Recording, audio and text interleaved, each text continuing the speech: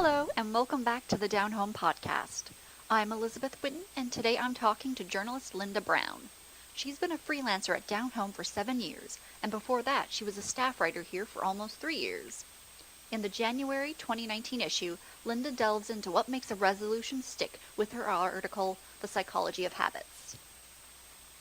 So, thanks for joining me today on the Downhome podcast. No problem. Thanks for having me.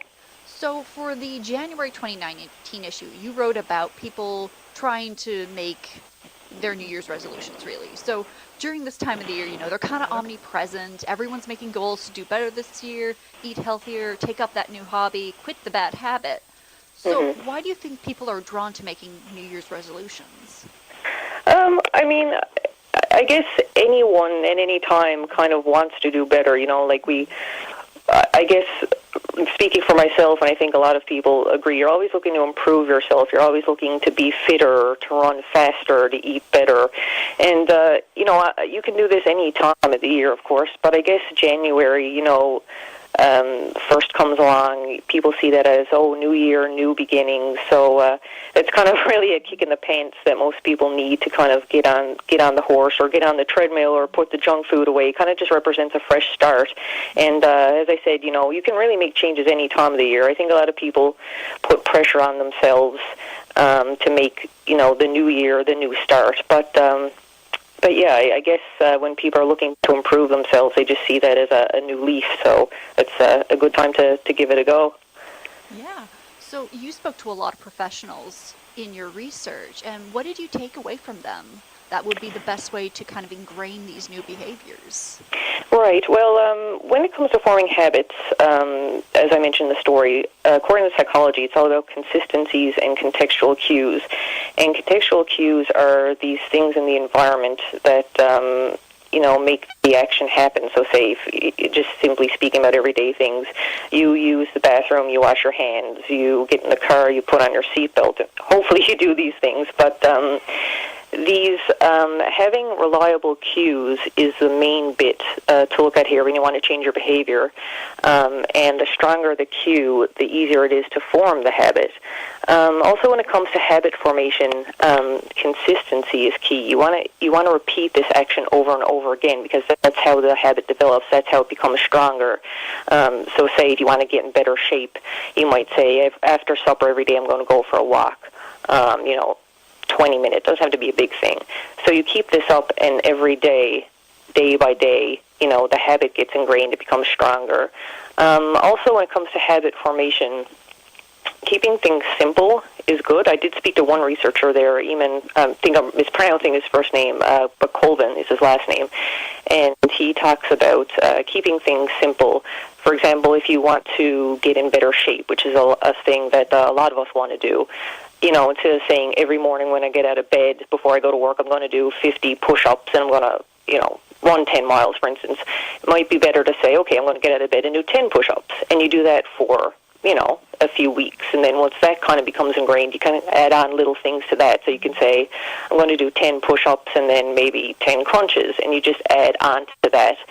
So consistency is the big thing, cues, and just having realistic goals, really.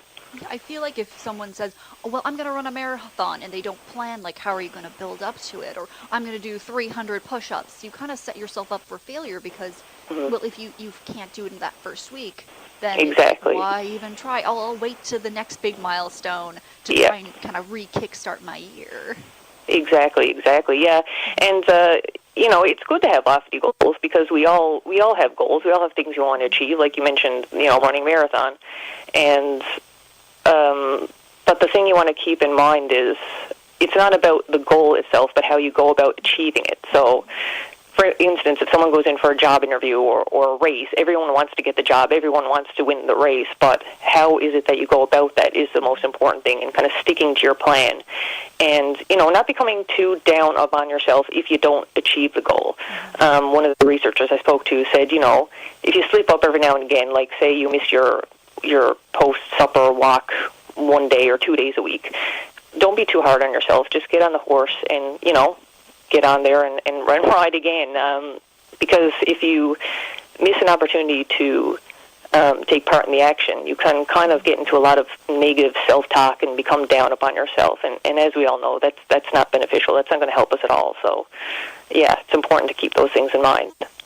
Yeah, and getting back to, forming the habits that kind of lead to the build-up of building blocks for getting this resolution accomplished. Like you also mentioned that if you want to become a healthier person and you want to do more jogging, one of the tricks to ingrain a habit was to put the running shoes by your bed at night. So when you wake up first thing in the morning, there are your running shoes, and just do a quick loop around the block. Exactly. Yeah, keeping those, making the habit easier to do is important. As you said, like keeping your shoes, your exercise equipment in sight. So when you get up in the morning, you see it, and okay, that's what I'm going to do. It's just making it easier, because people can be lazy. We can all be a little lazy at times. So kind of making these things easier by doing these little things, leaving little signs around for what we want to accomplish, like exercise is a good thing to do. Yeah, I know that I pack my gym bag every night, and in the morning it's right next to my purse, so when I go to leave and get out the door, I remember to take my gym bag, so that's what I do after work, and that's kind of what makes it easier for me. Exactly.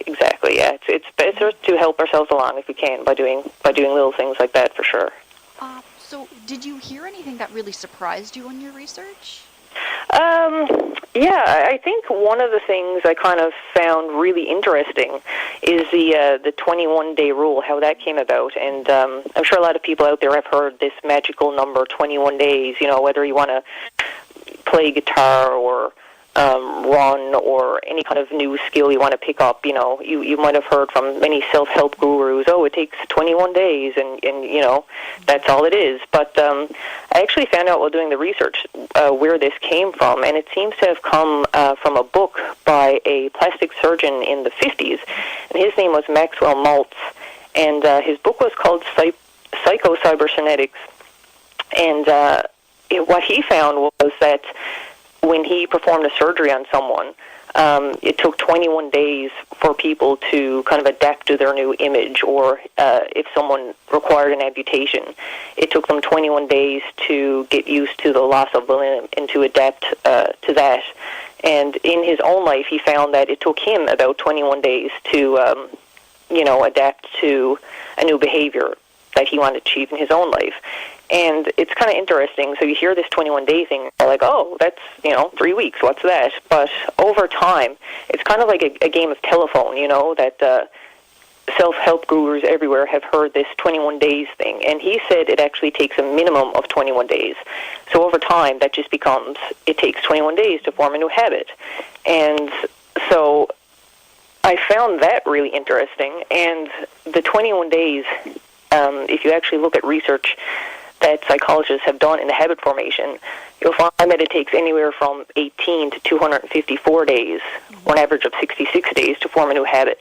So say on average it takes just over 2 months. So that kind of discrepancy between what Maltz said in his book, that I found that really surprising. So people anywhere, if they want to form a new habit or take in, a new healthy behavior, you're looking at more than 3 weeks. So don't become hard on yourself either if it takes you longer than 3 weeks to adapt to a change. Well, thank you so much for joining me today. For sure. Thanks for having me. The January 2019 issue of Downhome magazine is out on stands now, so you can pick it up and read Linda Brown's article, The Psychology of Habits. You can also head on to the Downhome website at downhomelife.com. We're also on Twitter and Instagram. Thanks for listening.